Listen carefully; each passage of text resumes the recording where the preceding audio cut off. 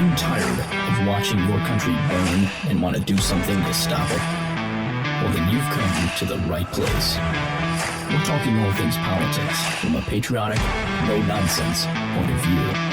I'm We the People, and I'm your host, Skylar, the Patriot. Hey America, soon, if this goes through, you and I are going to be another $40 billion in debt. You heard that right, $40 billion. Now, I don't know about you, but I'm pretty sure we have enough of our own problems hitting close to home right here in our country that would maybe require potentially a $40 billion aid package. Just to name a few, the southern border crisis, food shortages, baby formula shortages, radical abortion policy, threatening Supreme Court justices, which, hey, that means obstructing justice. That's an actual law. You can't do that. Child sex trafficking, election integrity, and hey, by the way, why is the entire mainstream media completely ignoring the 2000 Mules documentary from Dinesh D'Souza? Very interesting. It's almost like they have something they're trying to hide. A couple other things, a massive killer drug pouring over our southern border, and to sum it all up, tyranny and the likes in which this country has never seen before. I want to talk with you about what the federal government is mishandling and purposely ignoring. It's a crisis, and your life is in danger because of it. But the federal government would rather fund a proxy war in Ukraine. It's ridiculous, and it is time that we talk about it. So let's get after it.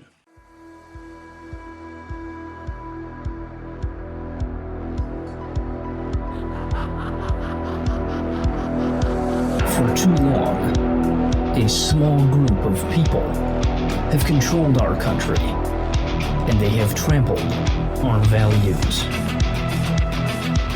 They have lied to us. They have abused us. And they have silenced us. But in the process, they have awakened something that is very dangerous to them. It's we the people. And it is time for we the people to rise.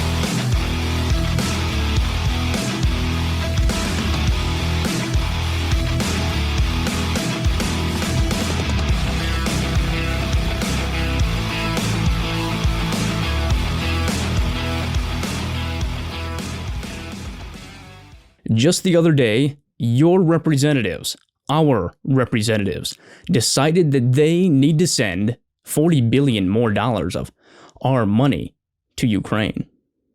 Now, mind you, this is a situation we still don't know all of the real details about what's really going on there. Since the beginning of this whole mess, there has been so much false information that has been put out by both sides, the Russians and the Ukrainians, and hey, our media as well. We are certainly not going guiltless in the misinformation campaign that's coming out of Ukraine propaganda, let's call it like it is. But again, I want to make something very clear before someone on the left tries to paint me out to be some kind of an evil guy who doesn't care about innocent people, which they love to try to do to us conservatives, right? You've probably experienced that. They love to come up with the most ridiculous things. So I want to make this very clear. I am praying for, and I stand with, all innocent people who are victims of tyranny, whether that be from foreign or domestic perpetrators of evil. What I do not stand for is Congress wanting to send another $40 billion of our hard-earned dollars that, frankly, guys, we just do not have. We don't have $40 billion to just give up. Comes out of thin air. It's all being printed to go fund a war that we know very few real details about. And the vote in the House to pass this was not even close. This $40 billion Ukraine aid package was passed by a 368 to 57 vote. Completely lopsided. But you know what wasn't lopsided, sadly? And this is horrible, really, in fact. The vote in the Senate to not advance legislation that would make killing unborn babies a federal law. Thank God this did not pass the Senate. Thank you to Joe Manchin. But you know what that vote was? That vote was 51 to 49. That fell just 11 votes short of what the 60-vote threshold is needed to pass legislation through the Senate. That means that 49 of our senators are okay with murdering unborn children and want to make it easier for them to be killed. That is insanity. That vote shouldn't have even been close at all, just like the Ukraine aid bill. According to AP News, I want to take you through some of this massive, massive funding going to Ukraine. The Ukraine aid package, according to AP News, will provide $7 billion more dollars than Biden's request in April, and will divide the increase evenly between defense and humanitarian programs. Here's the breakdown.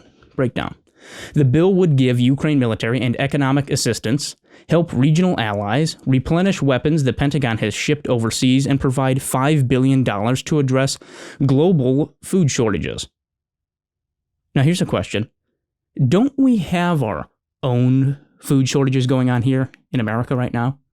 That Biden just so happened to warn us about not long ago, and now interestingly, over 24 food plants have now mysteriously been destroyed. And now you can't even find any frickin' baby food. Something about that just doesn't seem right. Something stinks. And it's time we get to the bottom of it. But that's going ignored. But instead, we're sending over $40 billion at least in lethal aid to Ukraine. We sent $4 billion in February, $14 billion in March, and are now getting ready to send over $40 billion more dollars. That brings the total amount of aid that has been sent to Ukraine to over $58 billion. Now, to put that in perspective, Russia's annual military spending is roughly $60 billion. That means that in the matter of less than 3 months, the United States has given Ukraine's military nearly the same amount of funding that Russia gives its military for an entire year. Are you kidding me? Tell me again, Congress, how the United States does not and will not plan to get militarily involved in the Russia-Ukraine war. What do you call sending them $58 billion in military aid then? What do you call that? Not getting militarily involved? Folks, this is a proxy war. Guaranteed. And Congress is making you and I, the U.S. taxpayer, foot the bill again. The only thing these people have not done yet is officially sign the War Powers Act, declaring war on Russia, sending tens of thousands of our sons and daughters into World War III, and getting the mainstream media to try and convince all of us that it's a good idea to go ahead and do that. But mark my words, I'm dead serious about this. I believe, without a doubt, that they would do whatever it takes. They would do exactly that if that was their last resort to cover up their corruption, specifically in Ukraine. And boy, is there a lot of it there. But aren't there much more pressing issues that hit a lot closer to home and impact you and I both very directly, that we should maybe be perhaps focusing on, and maybe even considering sending $40 billion in aid to these things happening to us on our soil, in our country? You bet there is. But instead, it is going completely ignored by the Biden administration. There is, as I'm sure you're well aware of by now, not because of the mainstream media, there is a crisis without question on our southern border. In fact, let's call it exactly like it is. It is an invasion. Our country is being invaded across our southern border. It's an invasion of illegal immigrants, crime, murder, child sex trafficking, and drugs, one of which being the #1 cause of death for adults in America, fentanyl. According to the CDC's database, fentanyl is the #1 cause of death for adults aged 18 to 45. They reported that over 100,000 Americans died from drug overdoses, the majority being from fentanyl, during the period of April 2020 to April 2021. 1 year's time. That's a 28.5% increase from the previous year. Fatal fentanyl overdoses are now so common that one happens in America every 8.5 minutes, which means that 175 people die from fentanyl poisoning every single day. Fentanyl is killing more people in America than heart disease, cancer, or COVID-19. And that last one's the interesting one. Because do you know what we did? Of course you do, because you and I were both victims of it. We shut down the entire economy for COVID-19. But what is the Biden administration doing to stop this crisis? I'll give you 2 guesses. That's right. Nothing. Nothing. Zero is being done about this very legitimate crisis. But, in fact, no, they are doing something about this. They are making the problem worse. Now, that's either because they're just plain stupid, or they are intentionally being incompetent. And I'm pretty sure I know which one it is. I think you do too. Our southern border is wide open. And now, they're going to open the floodgates on it more than ever before by removing Title 42. This is something that even Department of Homeland Security Secretary Mayorkas said will present significant challenges. Those are his words, not mine. And if you're unsure what Title 42 is, let me explain. Title 42 is part of the Public Health Service Act of 1944, which is aimed at preventing the spread of communicable diseases in the country. According to the law, whenever the U.S. Surgeon General determines that there is a communicable disease in another country, health officials have the authority, with the approval of the President, to prohibit, quote, the introduction of persons and property from such countries or places, end quote, for as long as health officials determine the action to be necessary. That authority was then transferred from the U.S. Surgeon General to the director of the CDC in 1966. Now, what does this have to do with our southern border? Why was it activated? And why is it so important right now? The Trump administration invoked Title 42 for the first time since its creation in March of 2020. It was done as a way to help stop the spread of COVID-19 in immigrant detention centers, which then would have consequently spread throughout our entire country. This is where many migrants are placed after they arrive at the U.S.-Mexico border in these detention centers. According to Pew Research, there were nearly 2.9 million encounters with migrants along the U.S.-Mexico border between April 2020 and March 2022. Nearly 1.8 million of those encounters, or 61% of them, resulted in migrants being expelled under Title 42. 1.8 million. 60% of those have been expelled under Title 42 have been from Mexico, while another 15% have been from Guatemala, 14% have been from Honduras, and 5% have been from El Salvador, and 6% have been from other countries. Now, why is this so important? Why am I telling you all this information right now? Well, what all of this means, then, is that if we are to end Title 42, then in the last year and a half, we would have had nearly another 2 million illegal immigrants that were allowed to illegally enter our country through our southern border. When Title 42 ends, the Department of Homeland Security is predicting that the U.S. Border Patrol will have over 18,000 daily encounters with migrants. That is more than double the current average.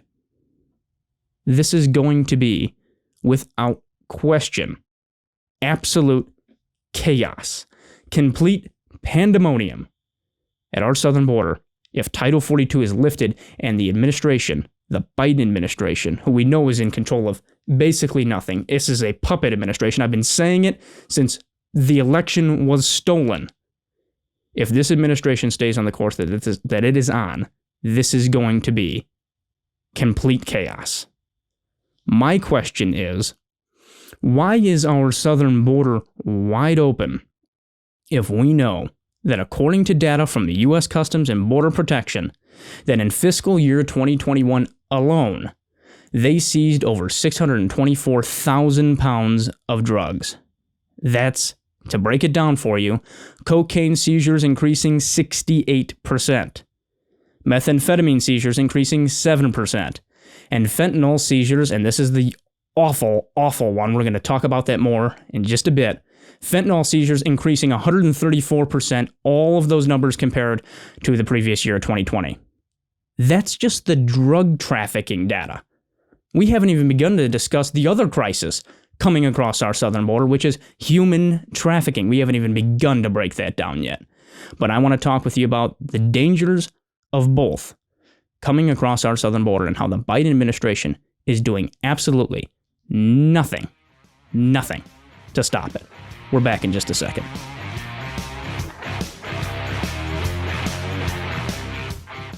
Let's start with the horrors of child trafficking, in particular child sex trafficking, that is just absolutely pouring over our southern border every single day. Michael Gramley, he has over 25 years of experience as a border control agent in Yuma, Arizona. And what I want to do now is take you through some of an interview that he did recently with the New York Post. It's well worth the read, and it's information that you need to know. And frankly, it is information that the children who are victims of this evil need you to know, so that you can potentially be able to defend them. As always, there is going to be a link to the interview that we will post on our website, as we do with all of our sources. You can find it at tusps.org. That is tusps.org. So I want to take you through the interview. Michael had said that, referencing child sex trafficking, that he saw traffickers, quote, providing children to unrelated adults so that they could more easily gain entry into the U.S. It's a well-known thing. He had said that, saying this is sort of a, oh, you don't have a kid? Well, hey, random person, let me just provide you with a kid. That's what these traffickers are saying to random people on the border.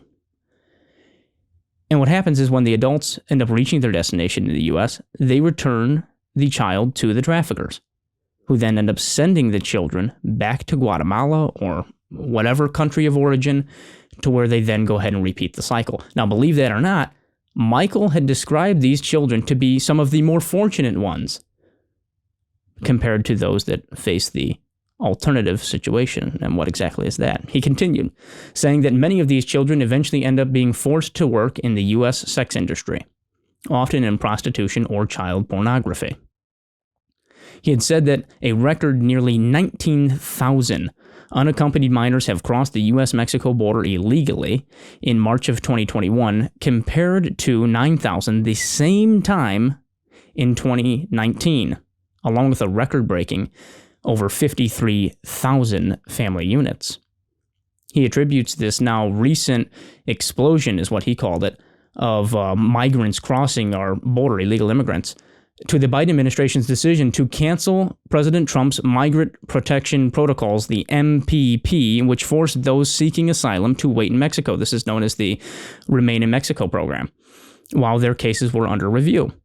And according to the article with the New York Post, Homeland Security agent Michael P. Conlon, who oversees a team that monitors the direct human pipeline from Tenancingo, Mexico to New York City for the commercial sexual exploitation of women and minors. And he said that his office has prosecuted, this is unreal, prosecuted cases where girls as young as 14 have been forced into prostitution. Conlon had went on to say that, quote, they are held in apartments in Queens against their will and are driven from appointment to appointment, where they are forced to have sex with typically over 15 men in a single evening. And then the money is all handed over to the traffickers. Wow. Unreal. These are U.S. child sex rings stemming from our southern border, where these children are forced into trafficking and often raped and abused more than 15 times every single day. And that's happening both before they even arrive at the border and after when they're put into U.S. sex trafficking rings. It's absolutely awful. And again, what is the Biden administration doing to stop it? Nothing. Nothing at all. It's a shame. Tragic, really. As we touched on earlier, they're also doing nothing to stop the flow of the number one killer of U.S. adults currently, which is fentanyl. And now what I want to do is really discuss how deadly this stuff is. When I first heard of it, I had no idea. Figured it was just like any other drug, right?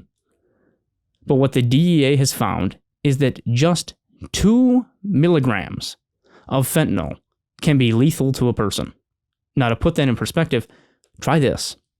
The next time you see a penny, I don't know if you have one around you right now, the next time you see a penny, take a look close at it. Look at Abraham Lincoln on it and imagine a speck of fentanyl that is smaller than his face on the coin. That's barely anything at all, right? Barely anything.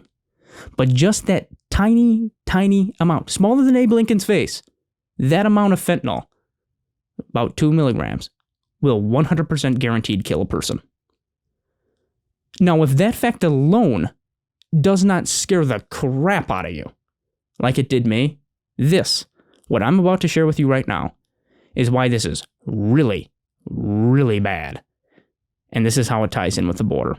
According to U.S. Customs and Border Protection, in 2021, over 11,000 pounds of fentanyl was seized attempting to be smuggled across our southern border. 11,000 pounds. Now, considering that 2 milligrams of fentanyl can kill a person, and Border Protection found how much? 11,000 pounds of it last year? That means that out of just the fentanyl they were able to find, there was definitely more than that. Here's the math. Out of those 11,000 pounds, that was enough to kill nearly 2.5 billion people. That is 7.5 times the population of the United States. Even crazier yet, the global population as of 2021 was 7.9 billion. And there was enough fentanyl seized to kill how many? 2.5 billion people? That's nearly a third of the entire global population. That is insane. A complete crisis. And the Biden administration wants to open the border up more than it already is, making it easier for things like massively deadly fentanyl to be smuggled into our country. This is very, very bad.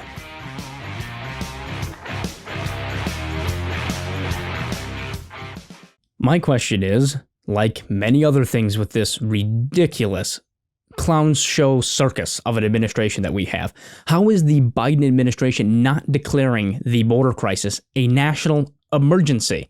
I'm pretty sure having enough of something smuggled into your country that is capable of killing 7.5 times the population is certainly enough to declare a national security threat. Don't you? At what point do you cross the line? Is it 2 times? Is it no? It couldn't be 2 times because 7.5 times. What? And considering it's enough to kill a third of the world population, how is this not a global emergency? Where is the UN on all of this? They've certainly been all in when it has been coming to sending aid to Ukraine and protecting their border with Russia. How is our border crisis not being talked about and handled in at least the same way as the Ukraine situation? Again, complete insanity.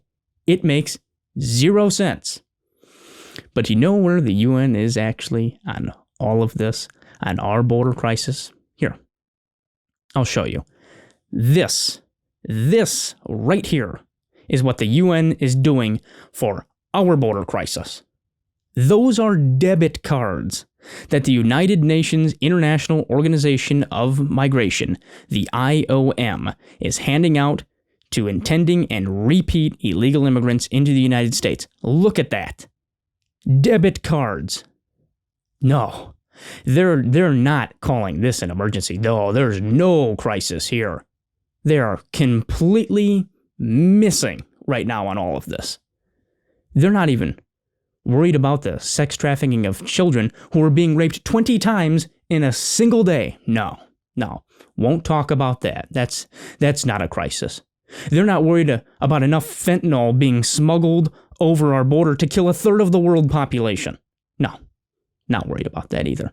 Instead, they are indirectly funding it, giving tens of thousands of migrants who they have not vetted at all $800 a month.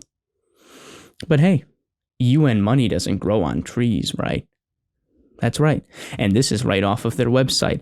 Quote, the IOM works closely with the donor community as well as migrants, governments, and other partners in their international community to address today's many and complex migration challenges. To carry out these activities, IOM's main financial resource comes directly from governments. Funding from governments? Oh, you don't say. Oh, so that means that our taxpayer dollars are going to help fund the illegal immigrant $800 a month debit cards. How nice. You know, I don't know if you've known this yet or not, but you and I, the U.S. taxpayer, we are, unbeknownst to us, very, very generous to other people with our tax dollars. I didn't know that we were that generous. Wow. Pat yourself on the back, America. Your government loves to spend your money on things other than things that benefit you. And you know who else is funding the border crisis, the invasion of our country? George Soros. Who could have guessed that one? So the UN and George Soros are helping fund the invasion of the United States of America. Tell me again how our country is not being taken over by globalist oligarchs. But the funding doesn't stop there. Oh, no. This one's going to blow your mind and will definitely tick you off. During a recent testimony before Congress, DHS Secretary Mayorkas told Congress that the Biden administration is now planning to divert resources from the Department of Veterans Affairs, the VA, to deal with Biden's border crisis. This includes not just funding, but also VA nurses and doctors who are supposed to be caring for America's veterans, but will now be sent to care for illegal immigrants. Again, are you kidding me? This is insane.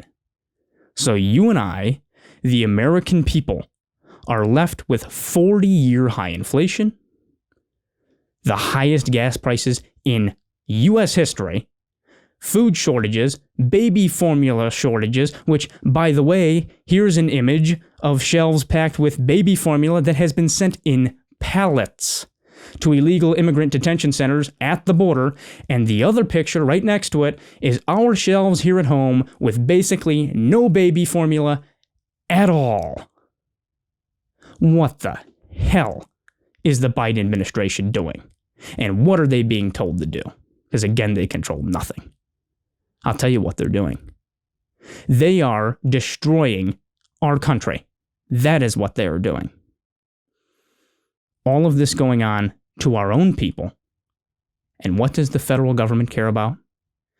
Sending $58 billion that we do not have in aid to Ukraine in some new disinformation governance board.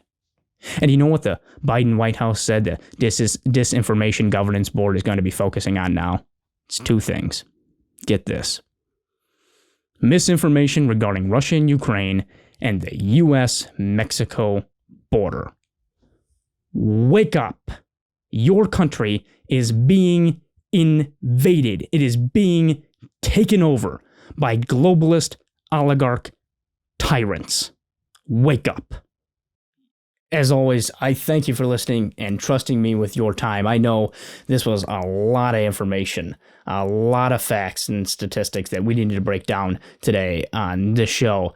And please share this with everyone that you know, because everybody needs to understand this information if we plan on even having just a chance at saving our country anymore. This is very, very serious now more than ever before. As always, if you want to contact me, you want to contact the show, support us, or let us know your thoughts, it is always greatly appreciated. You can go to TUSPS.org. That is TUSPS.org. Thank you, everybody, for listening, and until next time, always remember, it's we, the people.